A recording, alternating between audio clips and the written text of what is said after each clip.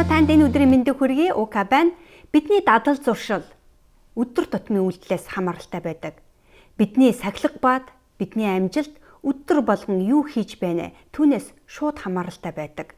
Цаашлах юм бол бидний аз жаргал, бидний амьдралын хэв маяг, бодлын аран шин бүгд бид өдөр болгон юу хийж байна вэ? Түүнээс шууд хамаарна. Товчхон хэлэх юм бол амьдрал бол өдөр тутмын үйлдэлүүдийн нийлбэр юм.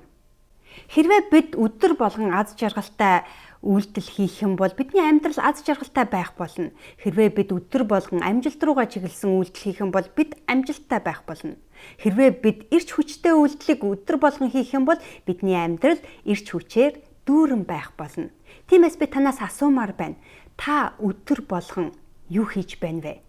Тэр бол таны амьдрал мөн.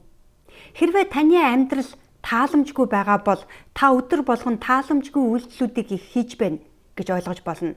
Хэрвээ таны амьдрал сэтгэл дундуур байгаа бол та өдөр болгон сэтгэл дундуур тийм үйлдэлүүдийг их хийж байна гэж ойлгож болно.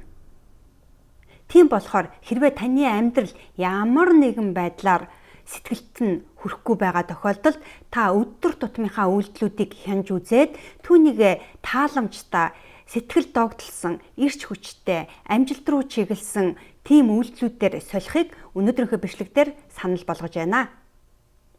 Хүс, хий, хүр зөвхөн таны өөрийн хүсэл эрмэлзэл таныг амжилтанд хүргэнэ. Хэрвээ танд энэхүү бичлэг таалагдсан бол лайка өгөөрэй, цааш найз нөхдөд түгээгээрэй.